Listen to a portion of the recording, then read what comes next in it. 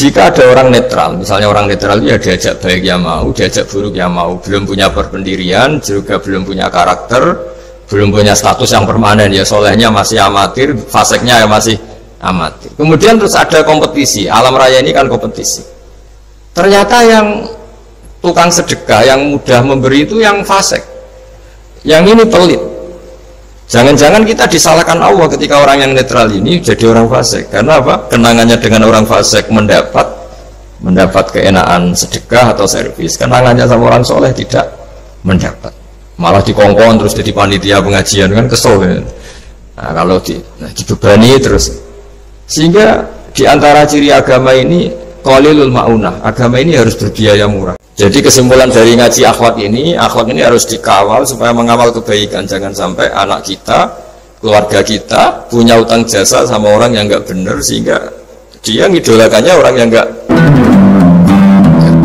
Assalamualaikum warahmatullahi wabarakatuh.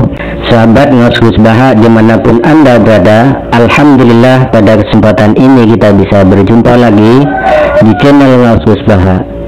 Mari kita simak bersama-sama pengawasan beliau terkait kajian akhlak atau nasihat-nasihat tentang akhlak.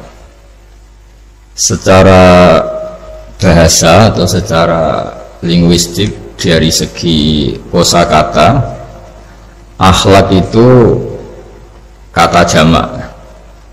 Jadi kalau orang baik secara fisik, orang Arab bilang kholqon, secara fisik. Kalau secara moral, orang Arab bilang khuluq atau akhlak. Lalu urgensinya dengan kita sebagai bangsa, sebagai umat Islam atau sebagai manusia, itu beberapa nabi. Di antara pujian Allah kepada para nabi adalah karena kebaikan akhlaknya. Lalu kebaikan akhlak ini punya urgensi dalam agama jika akhlak itu benar secara hukum, secara halal haram. Ini yang jarang orang mengingatkan. Jadi misalnya begini, senyum itu sunat, itu baik gitu. Oke, kita sepakat senyum itu sunat. Tapi para penipu itu juga senyum, karena kalau tidak senyum itu tidak bisa nipu gitu.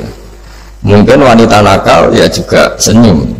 Orang-orang bisnis yang bodong biasanya cara ngerayu juga pakai senyum.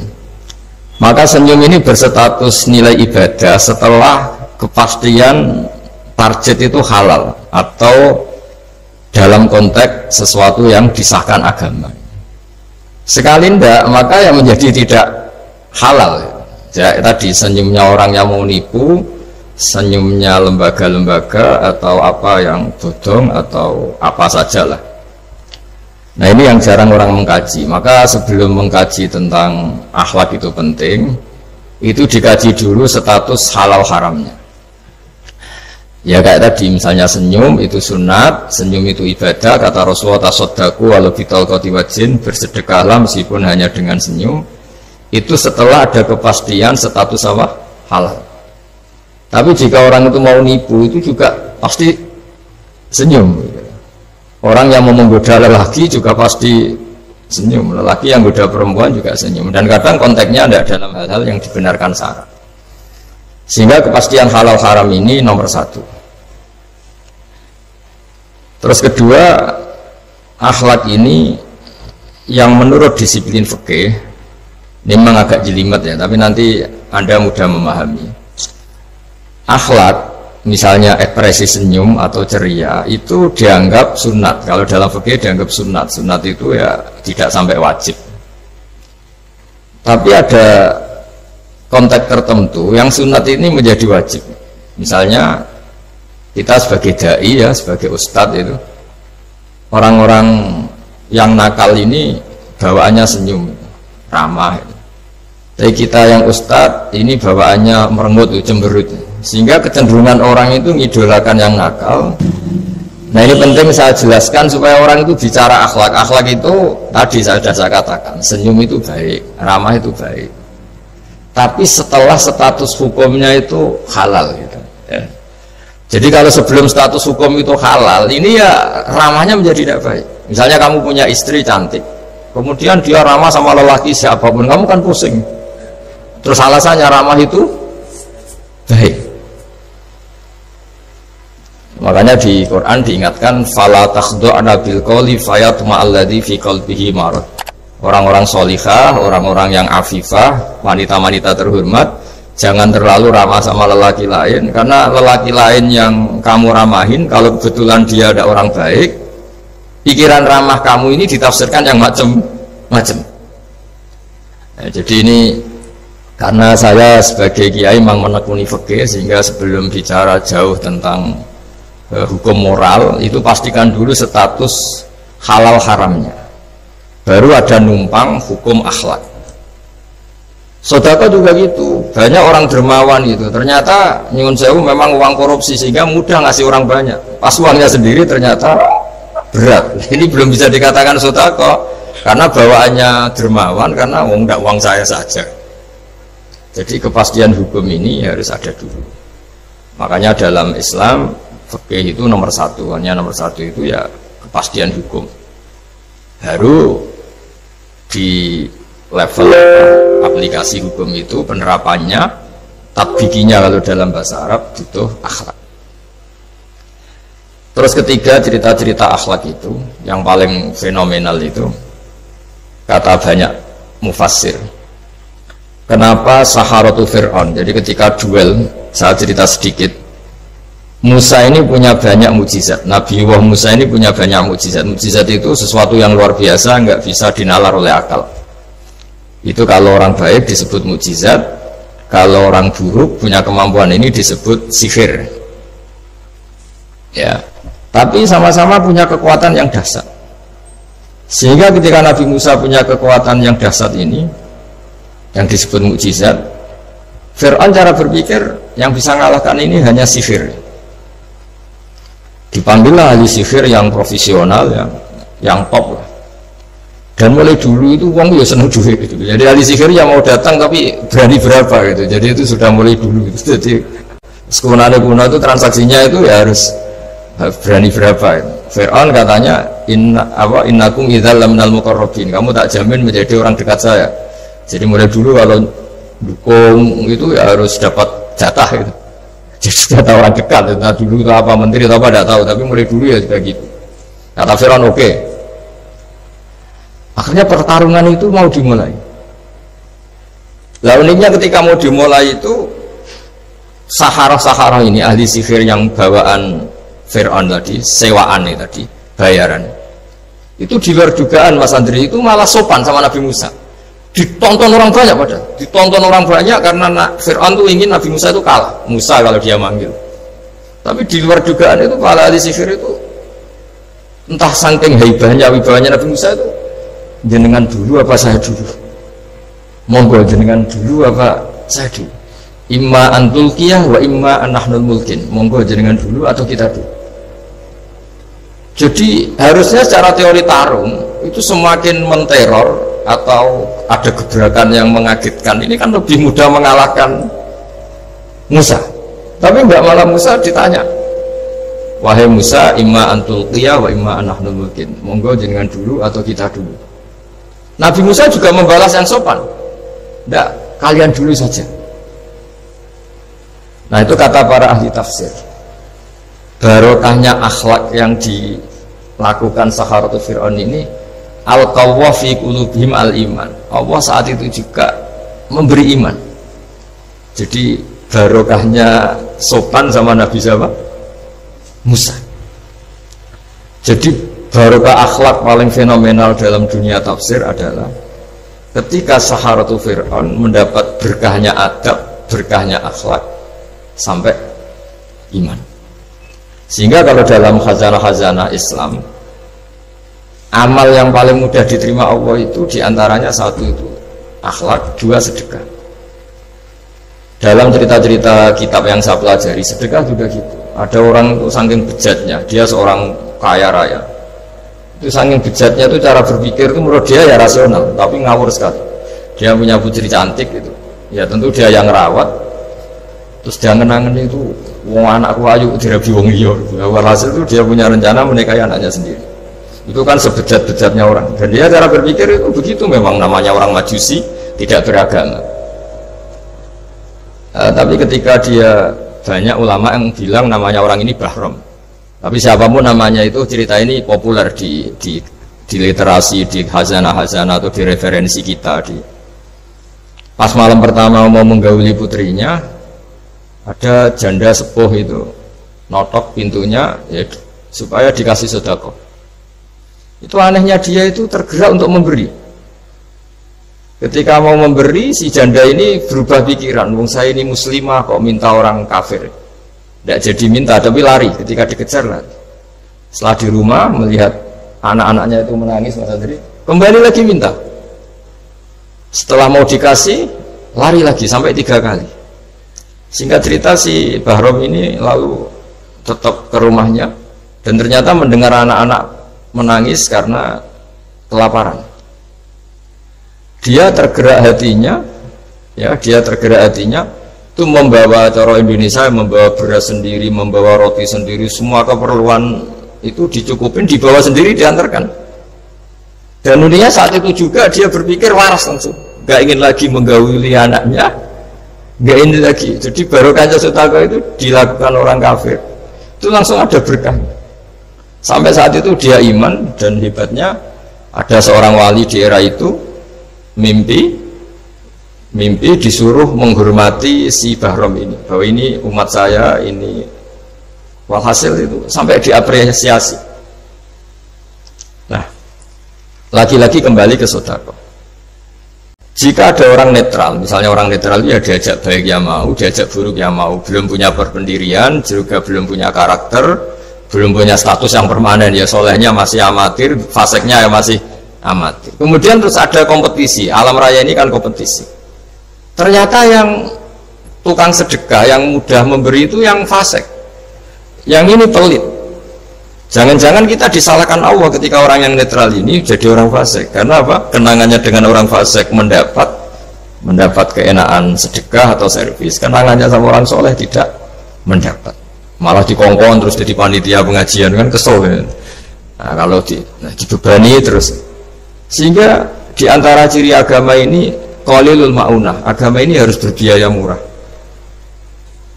Itu hal-hal yang harus kita perhatikan. Nah, kecuali ini sudah orang yang punya karakter, memang sudah orang soleh, memang bawaannya ingin mendukung yang kanan, yang ahlul yamin, ya, hanya suka kebaikan. Ini kan kita bicara orang yang belum punya karakter. Kalau yang soleh kan karuan, dirayu yang ini sudah ada mau, meskipun yang ini ngel-ngelo terus tetap nggak masalah yang kanan ini. Nah, ketika kita ngelola anak Mas Andri ini, Mas Dwi ini karena yang ada, jadi saya pakai contoh. Saya punya kenangan dalam hal ini itu sangat miris. Ada orang sepuh soleh, cerita anaknya itu sekarang kerja di Jakarta tidak sholat, padahal itu ya orang soleh, orang baik. Dan dia kenapa datang ke saya? Karena minta maaf, dulu pernah dengan tanda ketik pernah menyalahkan bapak saya, menyalahkan kiai-kiai yang lunak. Bapak saya dulu ya di dalam ada TV, ada sepeda motor, ya umumnya orang. Ternyata kasusnya itu sederhana, Mas Andri. Anaknya kiai ini, orang soleh lah, itu karena saking ketatnya itu di rumah nggak ada TV, juga nggak ada motor. Sehingga kenangan pertama lihat TV ya di servis orang yang nyuwun sewu tidak sholat. Kenangan pertama pakai motor ya dipinjemin orang yang nggak sholat. Sehingga bawaannya dia punya utang jasa sama orang yang tidak baik lah gitu. Akhirnya ini nggak jadi dola, orang tuanya meskipun soleh nggak jadi dola. Dan orang tuanya itu nggak punya TV supaya waktunya nggak habis untuk nonton TV, nggak punya motor biar nggak keluyuran. Niatnya baik, sangat baik. Tapi karena terus ini tuh tadi kembali ke tadi al-insan abdul ihsan, manusia itu budaknya kebaikan. Kenangannya lihat TV ya sama orang yang nggak bener ini. Kenangannya pakai motor ya pakai. Akhirnya ikut merantau ini ke Jakarta. Singkat cerita terus akhirnya dia katut temannya yang nggak sholat. Nah, ini yang di sini jika kamu mengelola agama ini secara tidak simpatik, lanfaddu min khaliq, pasti orang itu bubar. Nah, singkat cerita terus karena dia mungkin orang sholat ya tetap doanya didengar Allah. Dia nangis-nangis berdoa di depan Allah, terus minta maaf sama kiai-kiai yang pernah disalahkan, yang terlalu longgar sama anaknya. Karena bapak saya termasuk orang yang longgar. Mbah Mun saya tahu di dalamnya ya ada TV, ada motor, umumnya anaknya difasilitasi. Lalu anaknya itu terus diparingi Allah tobat kembali, terus dia menservis anaknya dengan umumnya orang. Jadi yang bahaya itu bukan tidak ada TV-nya, tapi kenangan pertama tahu TV ini. Bagi anak yang nggak pernah lihat TV itu kan diberi hak lihat TV itu spesial. Sama bagi anak yang sama sekali nggak ada motor itu kan dikasih pinjaman motor itu kan spesial. Jadi kesimpulan dari ngaji akhlak ini harus dikawal supaya mengawal kebaikan. Jangan sampai anak kita, keluarga kita punya utang jasa sama orang yang nggak benar sehingga dia ngidolakannya orang yang nggak. Ya tadi misalnya kadang-kadang orang nggak benar itu ketemu temannya, ayo ngopi-ngopi, beres. Yang ini kita sebagai orang tuanya mau ngopi saja tanya, jam segini kok ngopi? Apa saja salah? Jadi bawaannya di rumah disalahin, bawaannya di luar dibebasin. Akhirnya kenangannya kan ini buruk. Ini hal-hal seperti ini yang kita harus hati-hati lah ngelola kebenaran. Makanya ada cerita di kitab Risalah Qusyariyah juga diulang lagi di Ihya. Ada orang Majusi.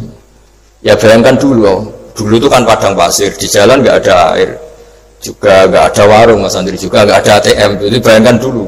Jadi cerita ini harus dibayangkan dulu. Kalau sekarang kan nggak kebayang ada orang kelaparan di perjalanan. Makanya dulu itu hukumnya ekstrim. Siapa yang iman billah wal yaumil akhir harus memuliakan tamunya. Dulu itu ukuran memuliakan tamu itu nomor satu ya dikasih makan. Sehingga kalau ada tamu dari jauh, Nabi itu kalau nggak bisa ngasih makan dilelang. Siapa sahabatku yang bisa ngasih makan? Karena orang itu sekali mertamu ya memang kelaparan betul. Perjalanan 2 hari nggak ada warung, nggak ada ATM, nggak bisa mampir ke kantor cabang minta fasilitas kan nggak bisa. Kalau pejabat kan bisa dari Jakarta mampir Semarang mampir Kragen bisa. Singkat cerita dilelang sama dia, siapa yang bisa? Masyhur kan cerita itu, ada orang yang sebetulnya miskin, saya ya Rasulullah, ternyata yang dikasihkan itu makanan jatah apa? Anaknya, kan masyhur cerita itu. Terus kata dia pulang, terus lampunya pura-pura dimatikan, terus anaknya disuruh menidurkan, terus dia pura-pura nemani makan, padahal hakikatnya yang makan itu hanya tamunya. Saat itu juga Allah menurunkan wahyu kepada Rasulullah SAW. Allah memuji perilaku sahabat ini karena bisa ngasih makan tamu. Jadi dulu itu yang namanya tamu itu kalau nggak dihormati taruhannya nggak iman, karena nasibnya sampai seperti ini karena dulu seperti itu. Nah kembali lagi ke cerita tadi. Tamu makanan atau tamu atau apa saja lah, itu servis sosial ini nomor 1. Kalau enggak, saya ulang lagi ya, kalau enggak itu ya orang terus enggak simpati. Nah, sehingga karena taruhannya seperti itu sampai Allah lewat binaan kekasihnya, maka yu'minu billahi wal yaumil akhir falyukrim dhaif. Sehingga tidak suatu saat Nabi Ibrahim itu punya tamu, orangnya Majusi itu enggak mukmin. Majusi itu lebih buruk ketimbang Yahudi, lebih buruk ketimbang Nasrani, karena ada ahli kitab sama sekali. Kalau di Quran kan dibedakan, ada kafir ahli kitab yang masih percaya Tuhan, yaitu Yahudi Nasrani, ada yang sama sekali sudah tidak percaya Tuhan, itu Majusi, nggak punya kitab. Orang Majusi datang ke Nabi Ibrahim karena beliau terkenal Abu Duyuf, bapak dari segala tamu. Beliau itu nggak mau makan kecuali bareng tamu, bareng anak yatim, saking solehnya Nabi Ibrahim. Saya ulang lagi, bayangkan dulu, memang makan itu luar biasa. Sekarang kan biasa karena tamu sudah makan dulu di warung, nginepnya di hotel, malah kadang disuguhi udah mati makan karena nggak selera, ribet malah tamu sekarang. Malah komplain sudah ribet. Nabi Ibrahim itu ketika orang itu kelaparan, ya Ibrahim karena dia nggak mukmin ya manggilnya jangkar. Tolong hari ini saya kasih makan. Ndak hatta tu'mina, sehingga kamu iman. Singkat cerita orang ini frustasi karena ini tokoh. Nabi Ibrahim itu tokoh besar Muslim ya tentu. Akhirnya dia putus asa. Terus sudah walla itu sudah balik kanan, sudah ngelunyur saja meninggalkan Ibrahim karena sudah putus asa lah. Saya Majusi, dia Nabi, dia tokoh Islam, pasti tidak ngasih makan. Apa yang terjadi? Saat itu juga Allah, karena beliau Nabi, bisa komunikasi dengan Allah, dapat wahyu. Lihat orang itu umur berapa? 70 kira-kira gitu atau 60. Kata Allah, orang itu baru ini loh kelaparan katanya. Dan baru ini juga minta kamu kan, iya. Dan kemarin-kemarin tidak pernah kelaparan ya baru ini ya. Kata Allah, saya yang Tuhan saja ngasih makan dia padahal tidak iman sama saya. 60 tahun. Kamu diminta untuk 1 hari saja kok mensyaratkan apa? Iman. Dia panggil saja supaya makan di kamu. Salah saya. Dipanggil akhirnya sama Nabi Ibrahim dikejar. Udah, ayo makan ke saya. Ya gimana? Tidak usah syarat iman, pokoknya makan saja. Setelah sudah makan sama Nabi Ibrahim di servis, tanya orang itu, kok kamu mendadak baik tadi sini sih? Itu ya, ditegur Allah, saya salah katanya. Loh, Allah yang Tuhan itu, menurut kamu Tuhan itu betul negur kamu? Iya. Dia nangis. Ternyata Tuhanmu itu Tuhan betul ya. Saya yang majusi aja diperhatikan kata. Bahkan menyalahkan kekasihnya kamu katanya. Dan saya mau iman saja katanya. Itu ya barokahnya servis tadi. Nah sekarang misalnya kita bertarung di dunia yang bebas ini. Misalnya nyuwun sewu, yang ngasih makan ini nyuwun sewu orang nggak baik, yang orang baik nggak ngasih. Pasti utang jasanya orang ini sama yang nggak baik. Karena kenanya sama orang baik itu udah baik. Nah ini yang dimaksud walaupun tafardun qalidul qalbi lan faddu min khalid. Kalau orang mengelola Islam dengan cara yang kurang baik, maka akan melahirkan apa orang lari. Karena tadi al-insan abdul es. Jadi cerita yang ringan-ringan di sekeliling kita juga seperti itu. Bapak-bapak itu ngopi di rumah itu ya rasanya kopi sama. Itu gara-gara tidak nyaman ya cara bujuin es marah kan gitu cara nyugoi. Di warung senyum. Akhirnya milih di warung. Karena di warung dapat senyum, di rumah dapat. Ya sudah. Semua proses sosial itu seperti itu. Nah mau saya di sini bayangkan itu anak kita gitu. Kenangannya dengan kita, dengan bapaknya, dengan ibunya ini kurang baik. Kenangannya di luar baik, sehingga anak kita cenderung tidak mengidolakan kita, meninggalkan kita. Jadi menurut saya belajar akhlak paling pokok adalah kaitannya dengan kepentingan anak-anak kita. Saya bukan niat sombong ya, saya itu alhamdulillah sampai sekarang itu masih sering mandikan anak saya, jalan-jalan sama anak saya. Hak-haknya, bahkan saya ini punya ajaran yang agak unik. Tapi istri saya sudah menerima dulu ya, sempat janggal-janggal untuk iskal, ini sekarang sudah menerima. Saya punya anak yang biasa ikut adik saya di Fuad itu masih kelas 2 SD. Mulai kelas 1 SD, mulai kelas 2 saya bilang, kalau kamu ingin jajan, bapak pas tidur bangunkan. Padahal anak saya itu punya santri, punya banyak yang bantu. Dulu istri saya protes, itu kan melatih anak nggak sopan karena bangunkan orang tua. Enggak, kata saya, sopan itu nomor 2, nomor 1 itu hukum. Terus saya beri penjelasan. Yang paling berhak atau yang paling boleh tinggal-ngelno anak, tinggal-ngelno anak itu ya diganggu anak. Itu ya orang tuanya. Masa anak mau jajan yang harus ribet pembantu, mana anak mau jajan yang harus ribet orang. Yang paling boleh diganggu oleh anaknya ya orang tuanya. Itu hukum kata saya. Akhlak nomor 2. Sehingga barokahnya hukum itu, saya ulang lagi, barokahnya hukum itu, kalau anak ini terpaksa pembantu itu pas lalai, pas kita tidak nyalahkan, kan kewajibannya di kita. Akhirnya kita menjadi tahu, baru istri menjadi tahu, yang paling berhak diganggu anak ya orang itu hukum. Nah akhlak itu baru nomor 2, ganggu itu ya dikira-kira lah pas bangun atau pas rileks. Tapi itu nomor 2, itu namanya moral. Moral itu sunat. Tapi kalau hukum itu nomor 1. Sehingga akhirnya orang tua, anak ini senang. Betapa baiknya orang tua kita, pas tidur saja dibangunin mau demi kepentingan dia. Akhirnya anak ini punya kenangan baik sama orang tua. Pas tidur saja bapak diajak mau. Apalagi pas happy. Nah karena kenangannya baik, ya idolanya orang tuanya. Ketika idolanya orang tuanya dan kita orang baik, mau ngajak sholat ya gampang, mau ngajak ngaji ya. Bayangkan kalau kenangannya dia dimintai uang nggak boleh, bentak, salah jam kayak atau salah jadwal atau apa, salah momentum, masa anak kecil diwalate salah pakai momentum pakai apa? Nah, ketika kita ngangkon belajar sudah susah karena kenangannya ndak baik. Jadi kunci daripada ini makanya saya bilang berkali-kali. Oke, kita belajar akhlak, belajar moral, tapi nomor satu itu hukum. Saya ulang lagi hukum. Karena agama ini ciri khasnya itu hukum. Hukum itu ketentuan. Jadi aturan Islam itu detail. Misalnya saya belum haji, ya sudah. Sebagian harta saya jatah untuk haji itu sudah tidak milik saya, harus dianggap miliknya haji.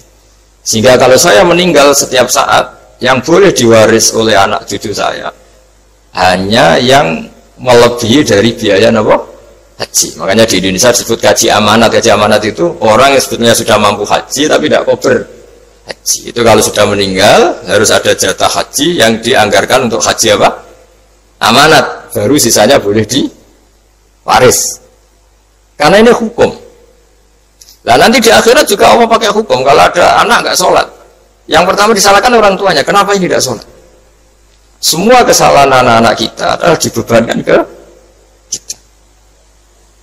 Ya, jadi saya mohon cerita-cerita akhlak ini jangan sampai hanya nyuwun sewu moral dengan arti kenyamanan sosial, tapi kembalikan ke Allah dan Rasul. Sehingga ini yang terakhir saya cerita hadis yang populer sekali. Ada 3 hadis yang populer dan ini sampean semua pasti hafal. Maka na yu'minu billahi wal yawmil akhir fal yukrim jarahu. Terus ada yang fal yukrim dhaifahu. Terus yang ketiga fal yakul khairan aw liyasmut. Berkata baik atau kalau nggak bisa berkata baik ya apa dia. Nah, itu uniknya Islam itu apa, Mas Dwi? Uniknya Islam itu tidak pernah membolehkan umatnya terdikte oleh sosial, Mas Andri, nggak boleh. Tapi hanya terdikte oleh ketentuan Allah dan Rasul. Jadi Allah cara ngendikan, kalau kamu iman kepada Allah dan Rasul, iman kepada Allah artinya apa? Allah memerintahkan kita berbuat baik sama tetangga, sama tamu, maka lakukan itu. Sekali tidak demi Allah dan Rasul, berarti Anda didikte oleh hukum sosial. Kalau tetangga baik ya kita baik, kalau dia buruk ya kita ikut buruk.